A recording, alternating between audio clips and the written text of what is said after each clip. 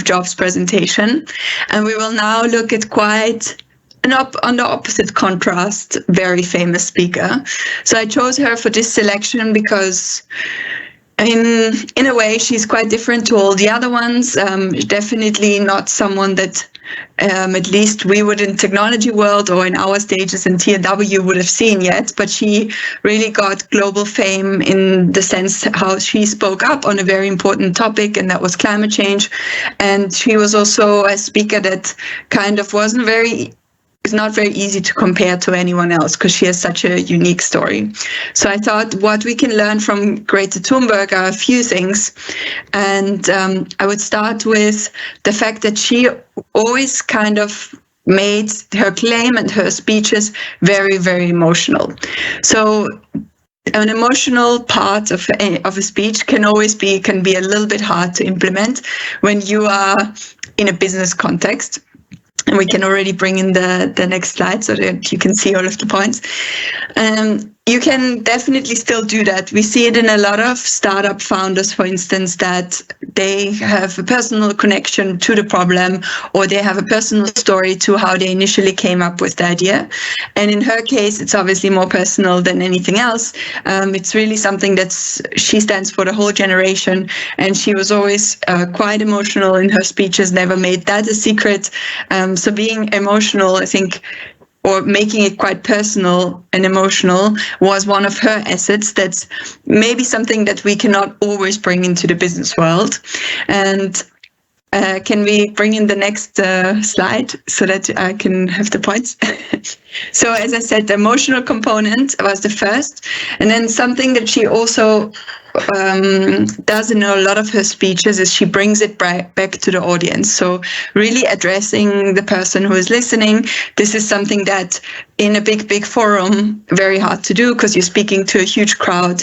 But if depending on your audience, you can really make it about them rather than about you, and kind of try address each and one of them very individually. So something she was really good at is using the emphasis of the word you.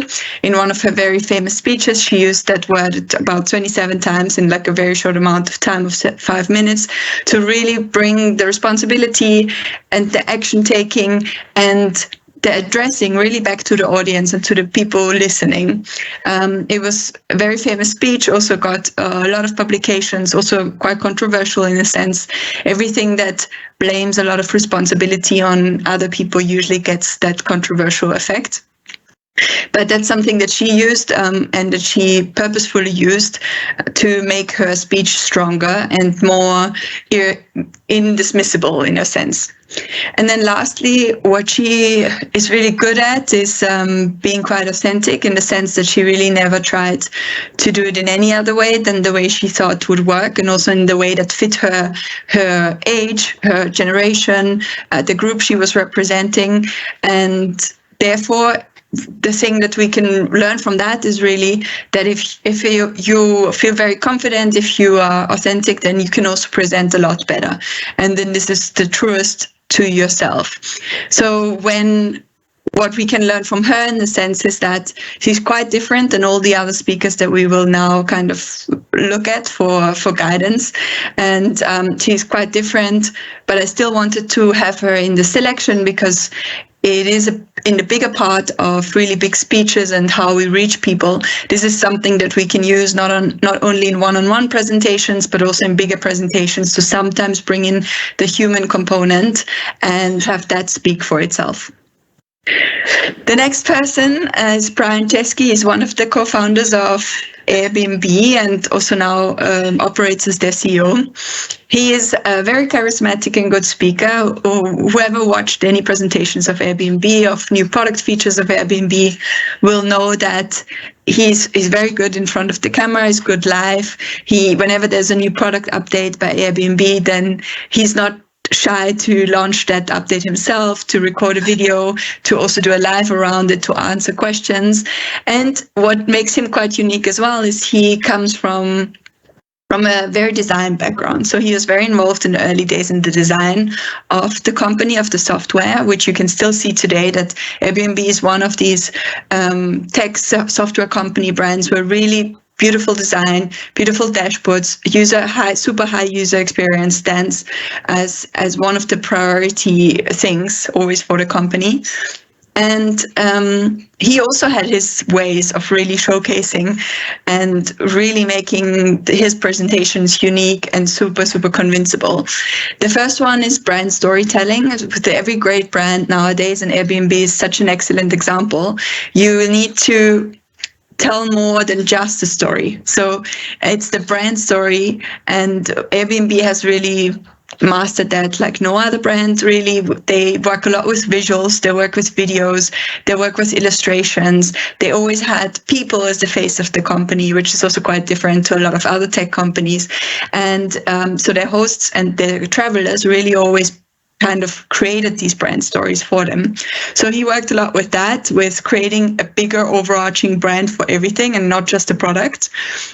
And then second, one of his tricks that he uses, and we will look into one of the examples of the early pitch deck of Airbnb in a little bit later, is to really impress with numbers. So instead of having a lot of text and a lot of information, choose a few significant numbers that you really want to share and work with them and highlight these numbers. Instead of having long text overwhelming your audience with too much information, give them a few numbers that are easy to understand. And this is how you will win the attention and also kind of the trust and the benefit of your audience, really. And then lastly, something that Airbnb has always been good at quite early, even before it took over all of marketing and all of kind of brand positioning, is video content.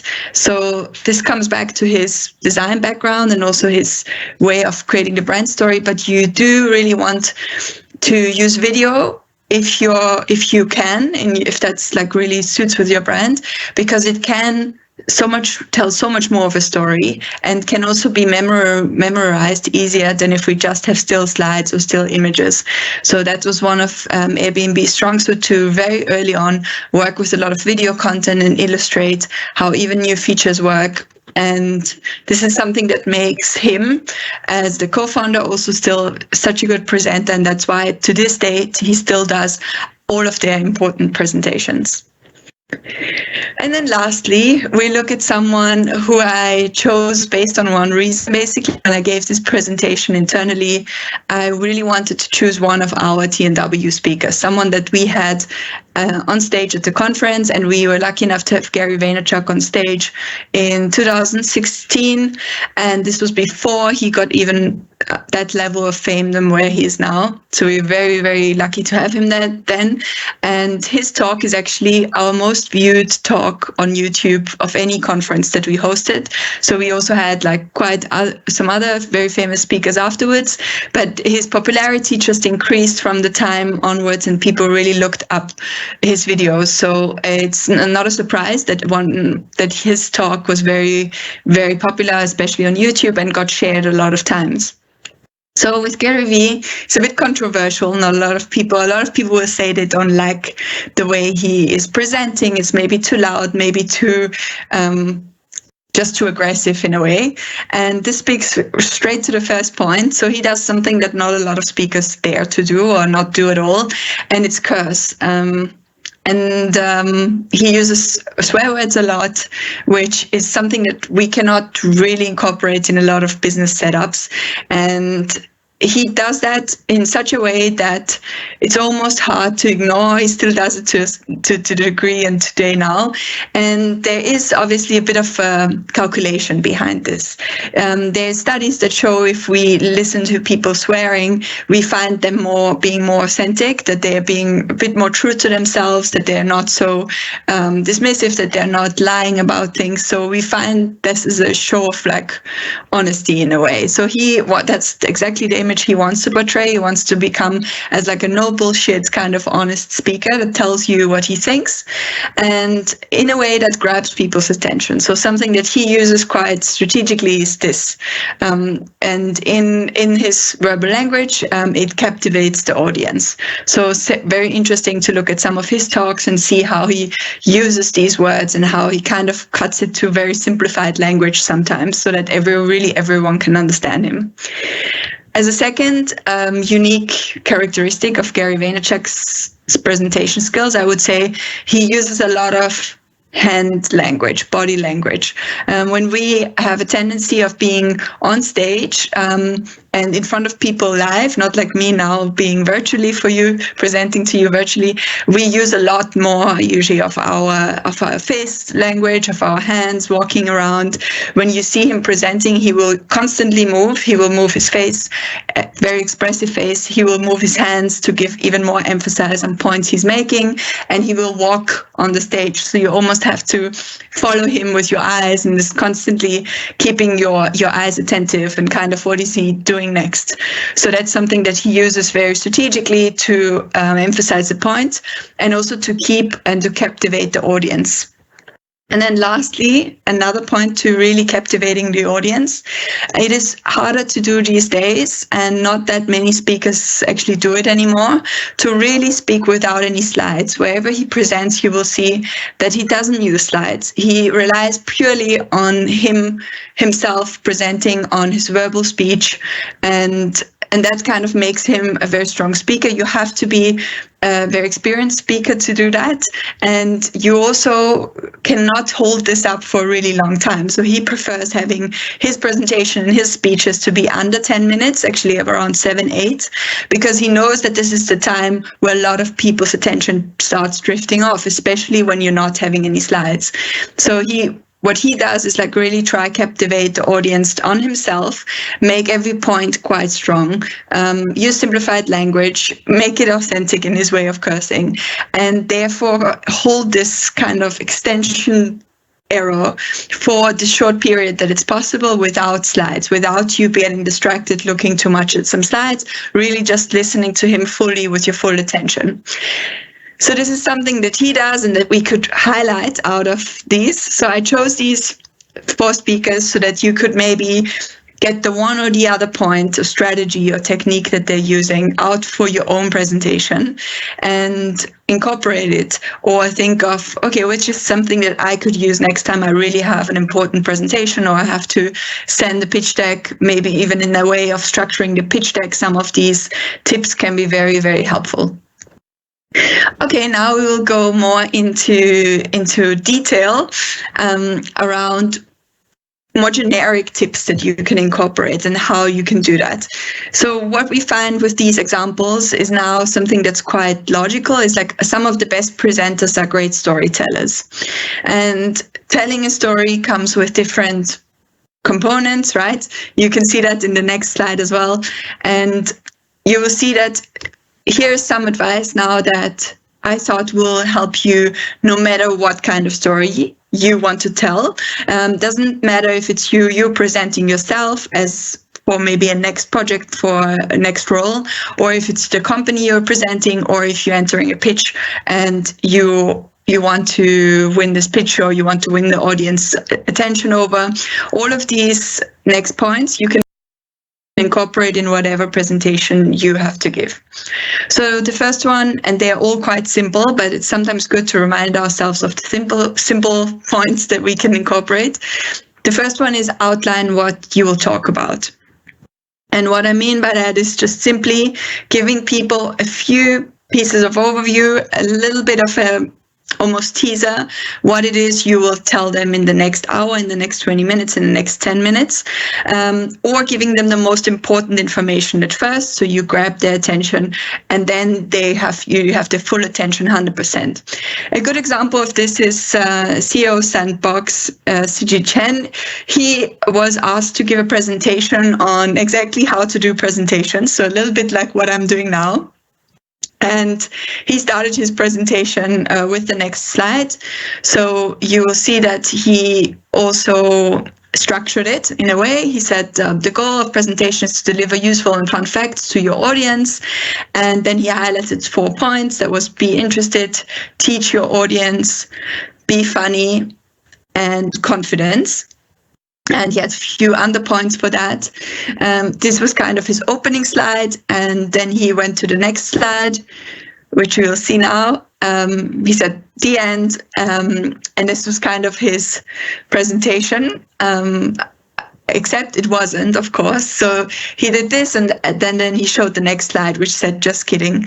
So he wanted to really bring the most important things first up, but then also create an aha moment in the beginning where he thought, okay, this is the most important. Actually, I don't have to say a lot more to you now. And we could stop right here. But then obviously that wouldn't be the whole sense of giving a workshop on it. So he was grabbing them in the beginning quite early and outlining what he will speak about. This is a really nice technique to use because it also like eases up. It gives people like a aha moment, a eureka moment right in the beginning. They pay more attention to what you have to say afterwards. So I chose it as an example to show you and how you can also use that in the beginning of a presentation to gain a little bit of momentum there. Then I have another example in the next slide. So this is more my personal. So for whenever you probably have to present yourself in a way, or it can be for your company. This is something I did for my last when I applied to basically work at as marketing director at T&W. You usually, in any interview that's a little bit more complex, you will also have to do a presentation, somehow present a little bit about yourself. So I had to prepare a presentation, and I also just outlined very simple, what will I talk about? I chose 4 points. So kind of thinking beforehand what would be the most relevant for all of our time. So 1.1 was obviously introduction about me, what I've done in the past, my resume, and so on. Then the event marketing ideas that I had at the time, traffic and channel. I analyzed the company's status quo at the time, and then a little bit about brand positioning. This is how I pitched myself and how I pitched it in the interview, and it outlined kind of what we would be talking about in the next hour that followed after that.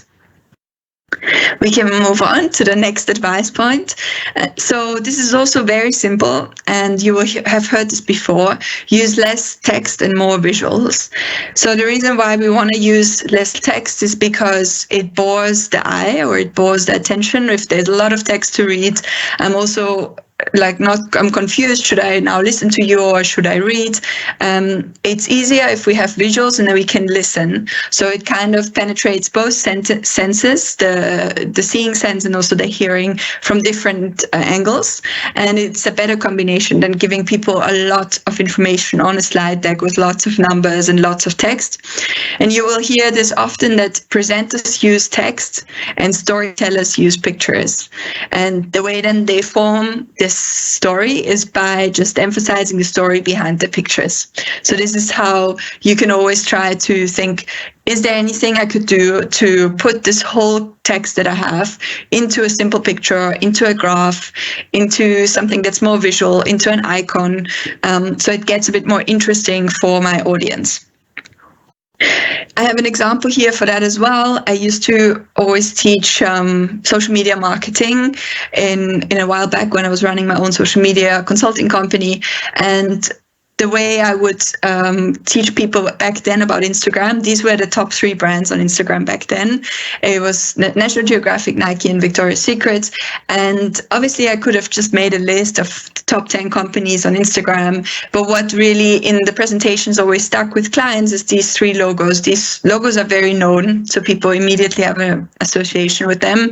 And instead of listing or having any kind of lots of text on it, just putting 3 simple logos on a slide deck will make people much more remember than if you give them a lot of text about something.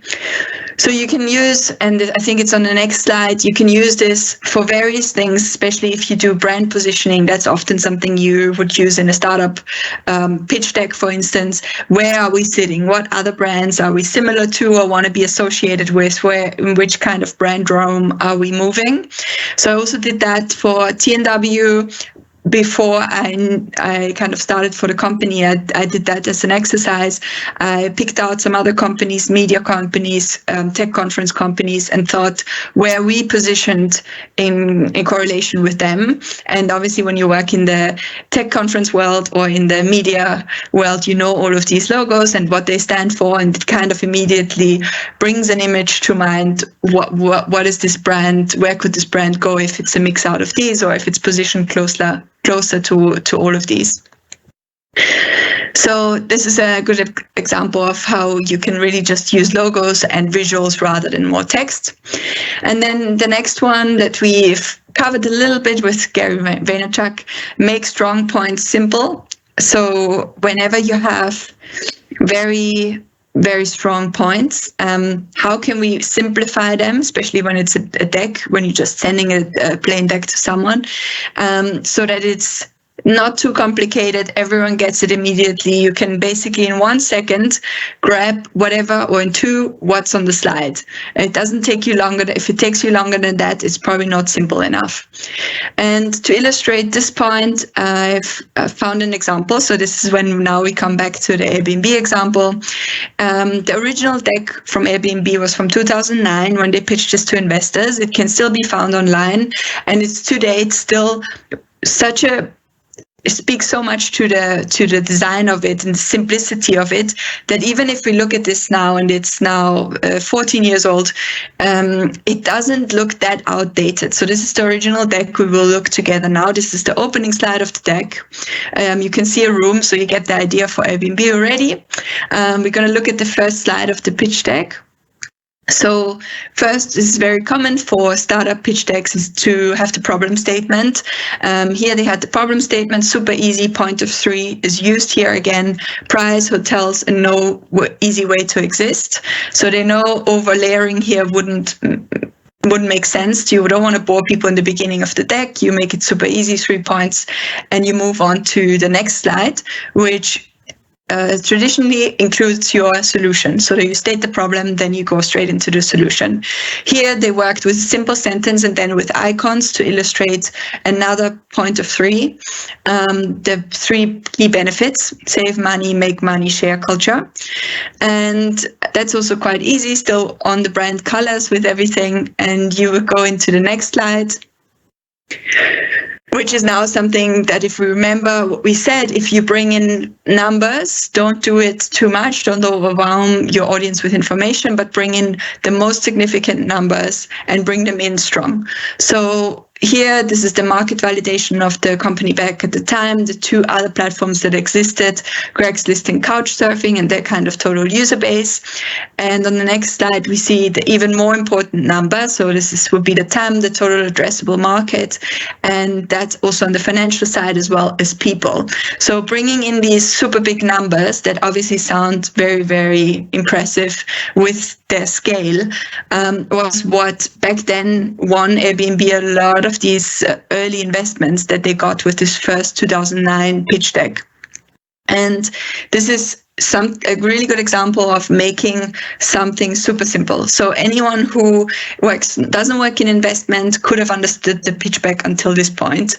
And I think that's what you sometimes have to ask yourself also. If you're presenting, sometimes we don't know the level of our audience. If they're all very educated on something we will present, and it's easier for us really level and try to make everything as simple as possible so everyone can understand and not use a lot of complex knowledge. This was the only exception to this would be if you have to give very academic or very technical presentations where you know that the people are on another level with their knowledge, then you don't have to, then you can be a bit more complex, but making everything simple is generally a good advice for your presentations.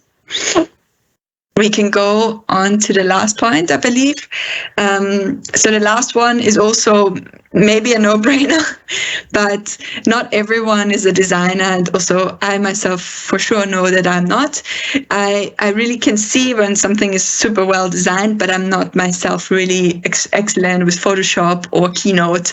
But in most of your teams, you will maybe have access to a designer, or these days we can luckily rely on templates and work with certain things. But really, my suggestion would be to get someone to help you with designing it, help you with design elements, help you with a little bit of like color schemes and things for a presentation before, even just to structure some things and make them visually appear on the slides that you have better. We can look at some of the examples, how I did this. So I just tried to really now bring it back to super personal things, small things that really everyone can incorporate. When I did a marketing presentation to the company that is what ClassPass and OneFit do in the German market, in the DACH market, I just had also not a lot of time or design skills at the time, but one simple way is bring in logos. So if you have logos of companies, if you're presenting to a future client and you know they have a certain brand language, they have certain logos, incorporate these logos in your presentation. Make sure that it's the right logo and also the right sizing and the right positioning of the logo. But here you can just simply see I did a part of my presentation around the focus points, and I used as icons, I used the company logo. So very simple. And also then used, in this case, not the power of 3, but the power of 4. So this sometimes also works. It worked at least in my example. And then on the next slide, I did what we discussed already, when you just don't want to overload with pictures, but sometimes logos can work. I did something similar for them, where I also did a brand positioning slide where I mostly talked about the values behind, but just so that to anchor the vision and the brands that they should be associated with, I used the company logos, and makes a very clean and empty, nice slide for presentation text. Also, if you work with clean and strong logos. On the next example, I took another one from my TNW application, because at that time that was the last project I actually worked on a lot. So here I worked with logos again, and was trying to really highlight how much of my previous experience in my previous company, which is the logo on the right, overlaps with the things that are required currently for this role at TNW. So I had this slide and the two things almost after each other, next to each other, to explain also how these are relevant to each other, and then just brought in the logo. So it's kind of a thing you can always use if you have 3 points on that side, 3 points on the other side. It's kind of how you are winning or how you're solving this issue. It's just the play on keeping the numbers the same, and then maybe working with an icon or working with a logo to make it visually a bit more interesting. And now we are at the part of the presentation where we just go into a few examples still, because I said we spoke about really great presenters in the beginning, and then we kind of detoured into techniques and tips for your actual presentation that you can use. And then lastly, now we're going to get even more technical and speak about examples of slides that you can use. And I integrated this part of the presentation because when I got the feedback from the team and from everyone at TW last time was, okay, but if you have to really send the proposal, send the pitch deck, so you're not having the chance to present yourself, it has to be very persuasive with numbers. And what are better ways to showcase numbers or text? You know, how can we have a few examples of slides, and maybe some examples of where slides aren't so great. So I added a few of these examples that we can look at it together. And this will be very easy. You find templates for all of them in whatever you're working with, if it's Google Slides or PowerPoint or Keynote. A lot of them have templates now, so you don't need to design this yourself, which is the beauty of it. And now you can see here, for instance, if you want to bring in numbers that can be any percentages or just total numbers of anything, this is a great way to do that and highlight it and have it with colors and have it with shapes, and still don't overload people with too much text on something. The next slide is an example of anything that you have to now put again in terms of 3 or 4, how would you position it? You don't need necessarily this icon in the middle. This could work from a timeline, for a step process. It could work for 4 reasons or 4 benefits or 4 ways of solving a problem. You can also then here bring in your own icon, something that you think visualizes whatever you're talking about here, and you can build it in there. And then again, you see the text is kind of placed nicely and still freestanding in the slide, so it's not just something that we associate like long lists or long just on the left-sided points, kind of a to-do list, or like a 1, 2, 3 list. So this is a better way of just focusing on getting more attention on the main points. And then I also picked an example of how to play with color. So you will see on the next slide that you can have this, which is I would say standard, so always like having white background and then playing with color and with black as a font. And this can work really well for smaller presentations on laptops, like now what I'm doing, and medium screens and so on, because it will be easier for us to read on a laptop. This is kind of easier on the eye to see something on a bright background and then having the black being the font. And then if we compare this to the next one, this is a good example of now how also you personally see it now. Do you prefer the first one or the second? This is a personal choice. Some people feel the second is friendlier to the eye, friendlier to look at. If we are at big conference stages like ours, for instance, a lot of the slides are very contrasty, so using a lot of dark colors and then highlighting the light font, because on these big stages, on a really, really big screens, this can come across quite nice design, can come across more interesting than if you just, the white background has a little bit of an office presentation feeling to it, and the other one is a bit more interesting, reminds us of movies also, and of something more contrasty than something is happening. So I just wanted to show how you can also work. Maybe if you design your slides at the end and you have a designer look over it, tell them to help you give 2 or 3 variations how you can play with the contrast of your backgrounds. And now also to just end up this part with technical slide examples, some examples of a very full slide. So in a lot of cases, we have to put a lot of information in because we want to bring it across. Timeline posts could be one and so on. So here, for instance, you can see timeline and bringing in different categories on the left. So you can even have up to 4 on the left. Something you want to speak of here could be categories, benefits, step-by-step process and so on. At least what you can do is bring it in these arrows, so it's not just text. It's shaped a bit. It can be on the different timelines. So this is a way of how you could potentially work with a slide like that.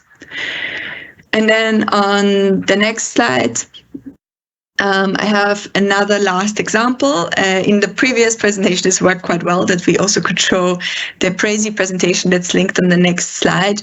It is, maybe some of you have used Prezi before, seen a Prezi presentation. If you have, you will probably know, because it looks distinctly different than, I want to say, a 3D or normal presentation. It's very dynamic and lets you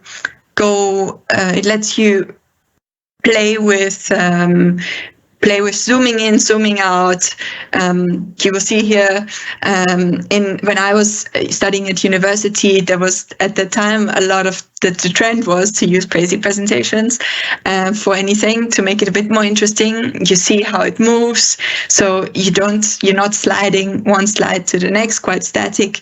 It kind of moves. It can zoom in and zoom out.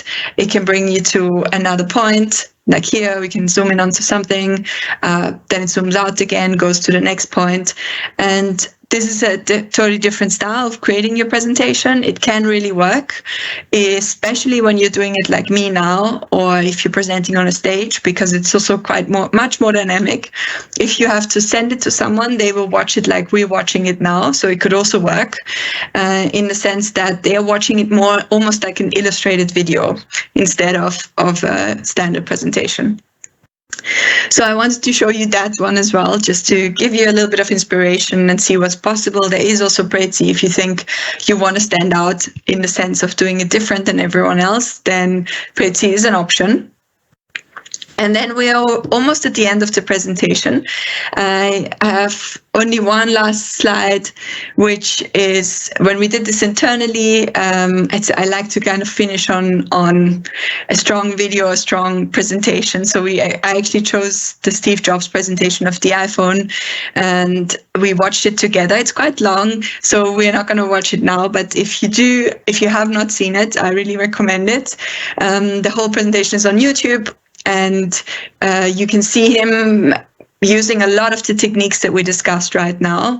You can see him making fun of other Android phones. So that's the antagonist rule. He uses momentum a lot. He uses the brand storytelling. He creates like little moments of silence on purpose. And even though with what we know now and with how much further we got with innovation, this presentation is still such a strong one today. And it's actually very interesting and fun to watch and see how far our iPhones have come since then even. And yeah, in that sense, he really was a visionary when it came to presenting and innovation and tech. I'm at the end of my presentation now. I hope you enjoyed it, and you could take some insights for your own slide deck for the next moment that you do have to pitch or present with, because that was the whole point of this, that you're feeling a bit inspired. And yeah, that's it from my side. Pleasure to present this to you. Thank you very much, Cordula. I really appreciate you taking the time and walking us through. I believe some really good examples and inspirational presentations there, which our audience can benefit from. So really appreciate it. Once again, thank you for preparing for this and giving this presentation for our Battle of Minds entrants and contestants. To all the entrants out there who have been listening to this, I hope you found this useful. And don't forget that tomorrow we will also continue with the Pitch Academy. So you will have a 7 a.m. and the 2 p.m. version, standard like Central Time. Obviously, you need to look up for your own time zone. What does it mean for you? But we're going to continue from tomorrow onwards up until Friday with further topics, partnering with the Next Web. So thank you very much for tuning in, and have a lovely day ahead or a lovely evening.